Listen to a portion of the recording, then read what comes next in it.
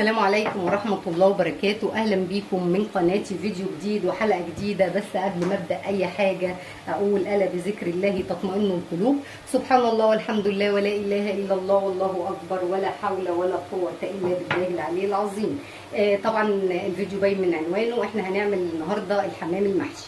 زي ما احنا شايفين الحمام يعني جاي مغسول ومتنضف، وكل اللي انت بتعمليه ان انت بصي الدراع الجناح كده بتجيبيه ترجعيه لورا كده من ناحيتين اهو، تمام، علشان تكتفيه يعني زي ما احنا شايفين مع بعض. دي بهارات كبسه، كاري، قرفه، جنزبيل، دي مستكه، حبهان على ورق راوله مطحونين، كركم، بابريكا، شطه، كزبره ناشفه، 7 توابل، فلفل اسود، تمام، وطبعا الملح، وهنا قرن فلفل سبايسي، ودي الكبد والقوانص انا مقطعاها حتت صغيره علشان نحطها على البصل على النار دلوقتي. وهنا دي الرز بقى، مقدار الرز دول بسم الله ما شاء الله 5 فرد حمام، بمعدل كل جوز حمام كوبايه من دي، كوبايه مش مليانه، كوبايه عاديه خالص، تمام. هنروح مع بعض البوتاجاز عشان نكمل الخطوات، خليكم معايا. السلام عليكم. زي ما احنا شايفين كده احنا على البوتاجاز دلوقتي، ودي البصله اهي انا سبتها اخدت لون عشان اوفر عليكم وقت الفيديو. زي ما احنا شايفين دول 3 بصلات متوسطين، وطبعا احنا قلنا المقادير مع بعض قبل كده. كل اللي انا هعمله دلوقتي هنزل بالكبد والقوانص عليها لحد ما تاخد تشويحه كده، تحسوا ان هي اتشمعت معاها، وبعد كده هنزل عليها بالتوابل، وبعدين انزل عليها ببقيه يعني المكونات، التوابل والفلفل والملح.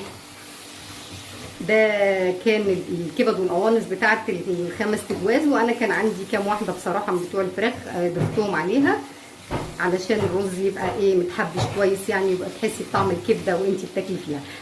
مفيش مشكله على فكره، هي ممكن تتعمل من غير كبد وقوانص خالص، تكتفي بالكميه اللي عندك بتاعه الحمام، او تعمليها من غيرها خالص، رز بس بالتحبيشه دي جميله جدا برده. الرز بقى بتاع الحمام علشان طبعا احنا عارفين ان الحمام بيتحط يتسلق. هنزل بقى بالبهارات بتاعتي دي والفلفل.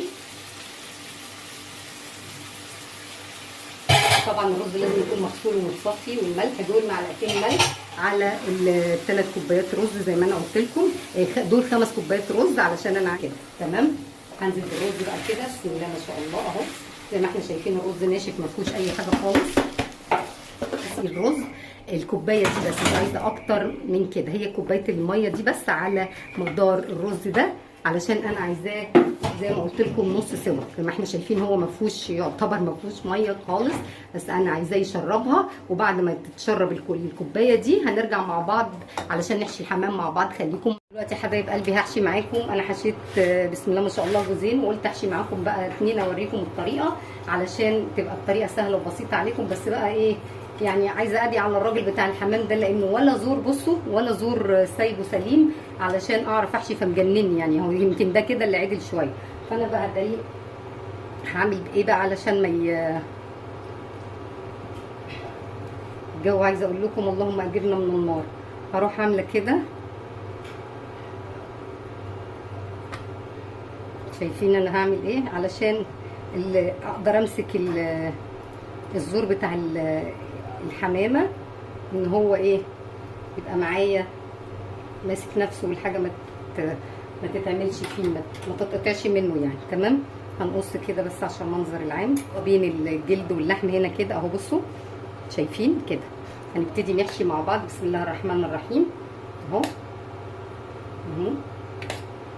طبعا بتحطي الرز في حاجه واسعه معاكي علشان يبقى يعني ايه، تبقي قاعده بتعملي براحتك يعني، تمام. اهو بصي كل اللي انا هعمله هدخل هنا كده اهو بالراحه، عايزه اوصل للزور هنا عشان يبقى كله واصل معايا اهو.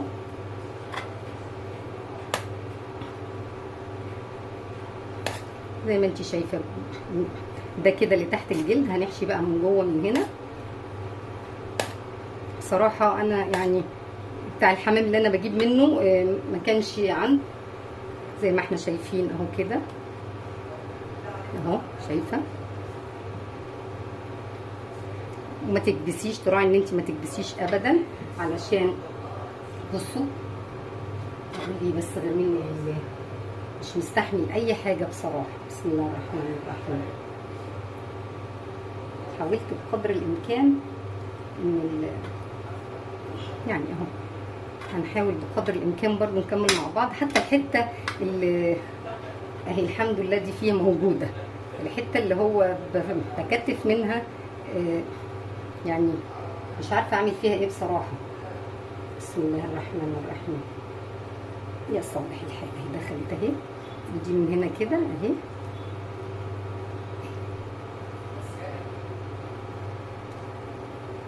بس كل اللي بتعمليه كده اهو بتنضفي بس الحمامه كويس جدا اهي، عشان لما تنزليه في الرز في الشوربه ما يبقاش فيه رز. تمام اهو. بسم الله ما شاء الله اهو. هكمل اعمل معاكم واحده كمان علشان تبقى يعني الطريقه واضحه، وهكمل انا بقيه المقدار علشان ما اطولش عليكي وقت الفيديو. بصي اقول ايه، كل واحد منه لله، مش قايله غير كده بصراحه. علشان لو الزور موجود كويس كنت انا هقطم الرقبه خالص على فكره، وهبتدي ان انا احشي الحمامه. يعني كنت هقطم الراس كلها كده، الرقبه بتاعتي كلها، لكن للاسف الراس مش موجوده. الرقبه بتاعت الحمامه اللي هو الجلد يعني اللي انا بحشي فيه ده مش موجود، فبالتالي انا مضطره اعمل كده. بسم الله الرحمن الرحيم. انا يعني مش عايزه اقفل الفيديو عشان اوريكي، بس لو زي كده جالك متبهدل زي ما انا جاي متبهدل كده تعملي ايه. هنمشي واحده واحده كده كاننا ايه بنخيطها وبندككها. بدل ما اخيط فانا بعمل بالخله، وطبعا هو مجرد ما يتحط في الميه هيلم على بعض اهو. بصي انا مصفقاه ازاي زي ما قلت لك.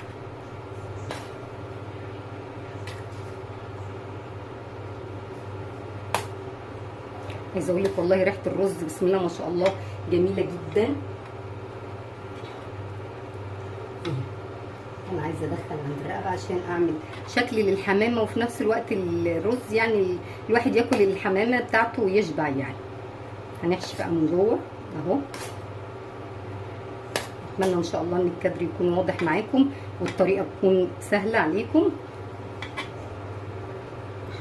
اهو. بس الحمامه صغيره في نفس الوقت يعني ايه مش مستحمله، فعشان كده تصبري عليها اهي. بسم الله ما شاء الله. مش عارفه دي موجوده التكتيفه بتاعتها ولا ايه. موجوده التكتيفه اهي. بسم الله الرحمن الرحيم اهي. في اخر مقعده الحمامه كده بنحطها ونكتفها علشان دي اللي بتمسك الجزئيه دي، بدل ما نخيط ونعمل. شايفين اهو. طبعا هننضف كل الرز زي ما شفنا مع بعض اهو. اتمنى ان شاء الله ان الطريقه تكون واضحه معاكم اهو. تمام اهي. هعمل زي ما احنا شايفين الميه بتغلي اهي. هنزل بقى بالبصل والتوابل اللي هي فلفل اسود وبهارات، ربع معلقه فلفل اسود، ربع معلقه بهارات، وربع معلقه حبهان على ورق راوله، وطماطميه مبشوره، وبصلتين زي ما احنا شايفين كده. هنقول بسم الله الرحمن الرحيم. طبعا الحمام اهم حاجه تتاكدي ان هو متكتف، وتنزلي كده بالراحه وتنضفي الرز وانت بتحطي الحمام بتاعك.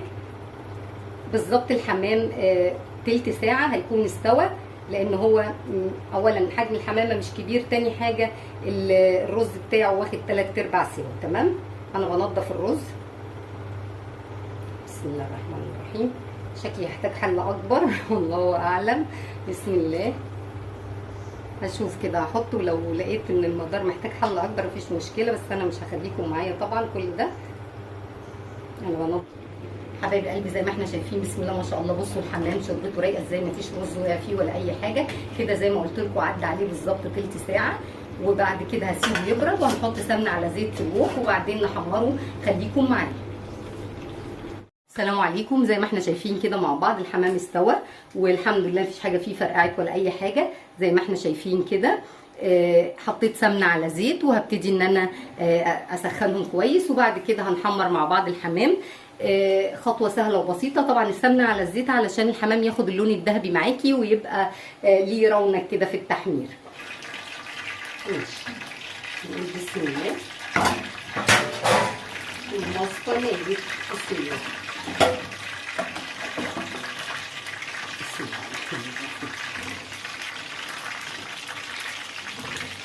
الوك عندي مساحته كويسه يعني هياخد معايا اكتر من الحمام.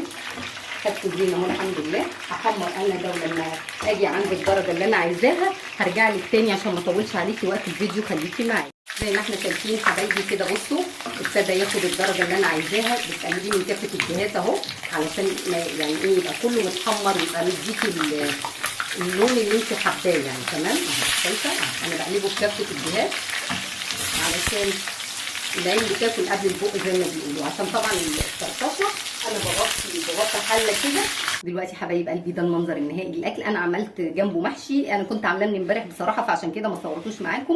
كوسه وبدنجان وفلفل، وده بصل محشي برده رز، وساعات بعمله باللحمه المفرومه. هنرش على الحمام بقى ملح بفلفل اسود كده عند التقديم. طبعا هو متملح وكل حاجه، بس دي حاجه تعلي التيست شويه بس كده. وطبعا لو عندك خضره ولا اي حاجه، بس هو الحمام يتحدث عن نفسه يعني. زي ما احنا شايفين بسم الله ما شاء الله التحمير، اللهم اجرنا من النار، بره وجوه جميل جدا. بصوا ما شاء الله وما فرقعش معايا زي ما قلت لكم. اتمنى ان شاء الله ان الوصفه تنال اعجابك، ولايك وشير وسبسكرايب للقناه، ودعوه منك بظهر الغيب ليا ولكل مريض يتالم بالشفاء. اترككم في رعايه الله وامنه. السلام عليكم ورحمه الله.